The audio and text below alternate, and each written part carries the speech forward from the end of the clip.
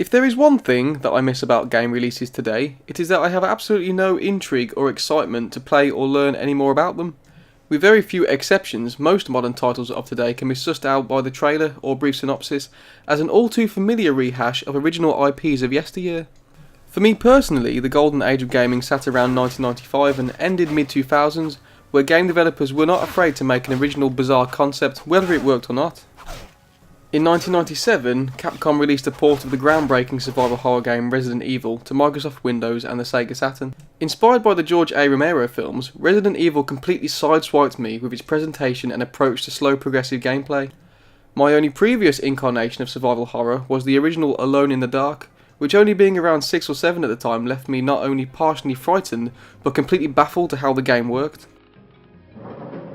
Other than point-and-click adventure games, I had only at that time really encountered fast-paced action games such as Doom 2 and 2D Mega Drive games. So when a game came along that incorporated the mixture of logical puzzle solving, exploration, combat and horror, I was a little too overwhelmed.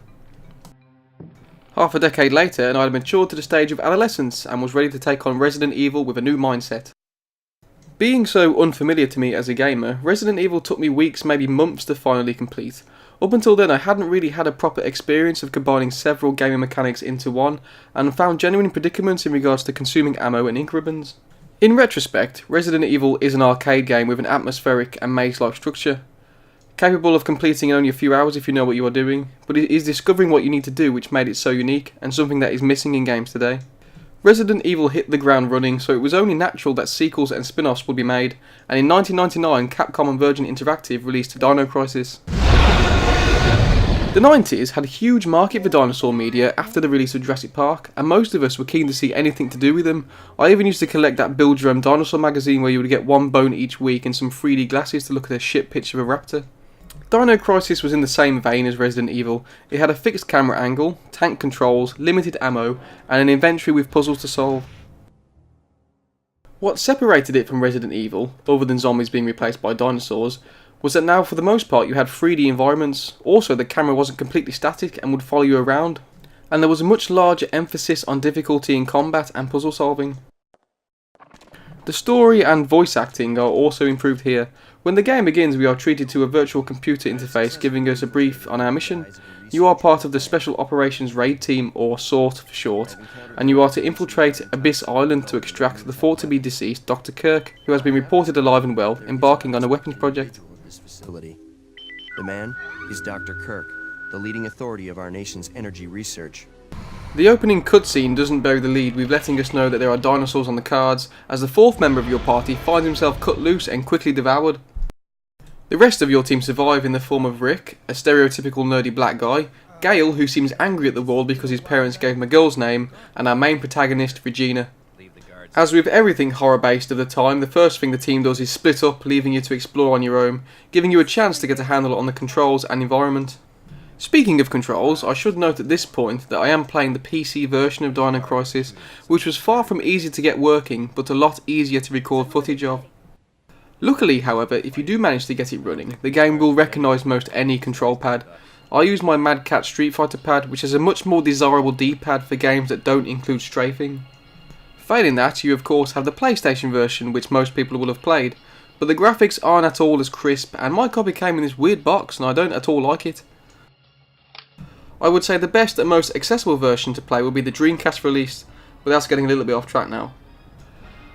As with Resident Evil, your character can only walk forwards or backwards. Turning can be done on the spot or in an arc if you are walking or running forwards, and you can only fire your weapon from a stationary position. There are a few little additional movement perks this time around, however. You can now quick turn, which comes in very handy from time to time, and you can also walk with your weapon ready to get off a quicker first shot. Not long into the game, you will be faced with your first raptor, and you will discover that your pistol is the perfect blend of slow and ineffective, making running away a much more viable option until you acquire greater arsenal. The game pace from then on is slow and brooding. The facility where you spend most of your playtime is a large maze of locked doors, lasered off hallways and ventilation shafts to explore. This is one of the game's greatest features. You do feel an eerie sense of abandon in this complex. The music is just the right blend of horror and suspense, whilst the fixed moving camera placements help to hide enough of your surroundings to keep you wary of what might be ahead. Dinosaurs are scattered around the facility and for the most part are scripted in their placement. Occasionally one will follow you through a door or one will get the jump on you, which will invoke arcade style button mashing to be let free.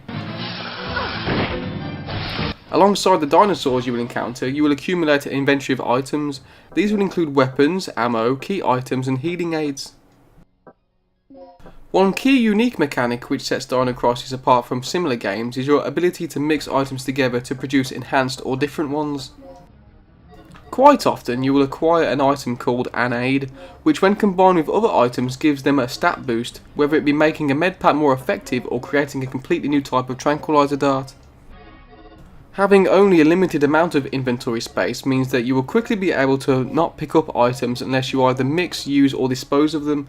Luckily however, scattered around the complex are emergency boxes which not only contain items but allow you to store ones you are currently holding. The inventory of these boxes are global to the game's world, meaning you can access all of your items from any one you might find. However, in order to open them you must first give up plugs that you collect along the way. Plugs are few and far between and are often acquired by searching in non-obvious places in rooms. For the most part it is not essential to have more than one box open as you are free to travel back to it at any time, but it is more of a convenience to have as many open as possible. After exploring a few avenues open to you at the start of the game, you will enter a room that will prompt you to save your progress when you leave. It is unclear at first whether this is a checkpoint or a constant save point, but luckily along with one other safe room, it is the latter.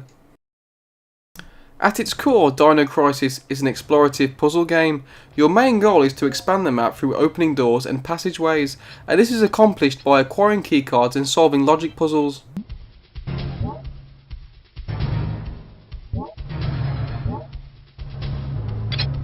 For its time, the puzzles are somewhat challenging, the most commonplace of which is discovering a key code for a door or safe. This is usually found by reading memos or emails left behind on computers. Unfortunately though, one thing that didn't make it over from the Resident Evil series is the ability to keep files on your person to read at your own leisure, so you are forced to either remember a code or write it down. But in a way, that's a good thing. It adds a personal level of interaction to puzzle solving. It's only a minor one, but nevertheless. Other puzzles in the game are simple logic puzzles that mostly operate from one control point as sort of a minigame.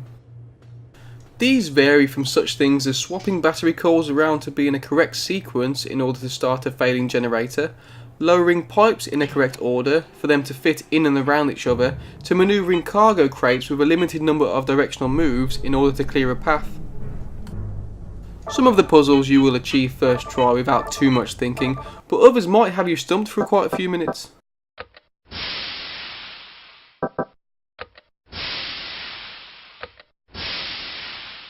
There was one section in particular which had me running around for quite some time, in which you must rewrite an ID card in order to access a higher level by supplying the fingerprints of a dead scientist that you must first page and then track down.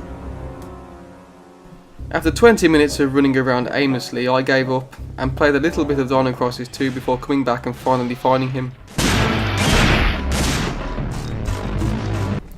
As the map expands and the story unfolds, you will gather more appropriate weaponry. For the most part, the shotgun will be your go-to weapon. Dinosaurs will still take a lot of hits from normal shells, but being able to fire tranquilizer darts makes the shotgun a must. You will also acquire upgrades for your weapons along the way, such as a scope for the pistol and an extended arm for the shotgun, and towards the game's end, a grenade launcher. The game probably won't take you more than a few sittings to complete, and about halfway through you will have familiarised yourself with the layout of the map and be able to navigate around without too much concern for hiding raptors.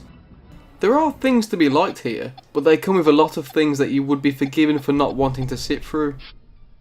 Where Resident Evil had a perfect balance of combat, exploration and puzzle solving, Dino Crisis seems to have missed the mark. Combat in the game, for example, is mostly a redundant affair. Almost every raptor can be ran past with ease, and you'll be doing this more often than not as ammo is very sparse and enemies take a huge amount of hits. To a certain extent, this works in favour of giving you the sense that you are not an overpowered character, and I think this had once been more of a primary intention in the game's development. For example, some areas have interactive elements if you are low on ammo to help you escape enemies, such as releasing a vent to stun them or putting up a barrier in order to keep them at bay.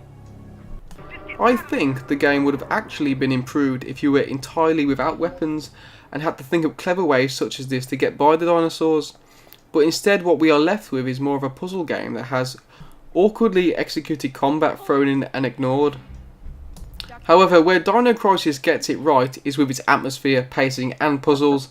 The graphics haven't aged well and the voice acting is still cheesy 90s fare, but I did get sucked in due to the game's music and claustrophobic environments, and for the majority I enjoyed playing the game, which is enough for me to issue a recommendation. Whether or not I enjoyed it because of the fond memories I have of it from when I was younger, rather than the game being actually good, is a point to consider. But I think anyone who enjoyed the Resident Evil games, or who grew up in a similar time to me, will find some pleasure in playing Dino Crisis. And despite all of its shortcomings, it did spawn on one of the most fun sequels of all time.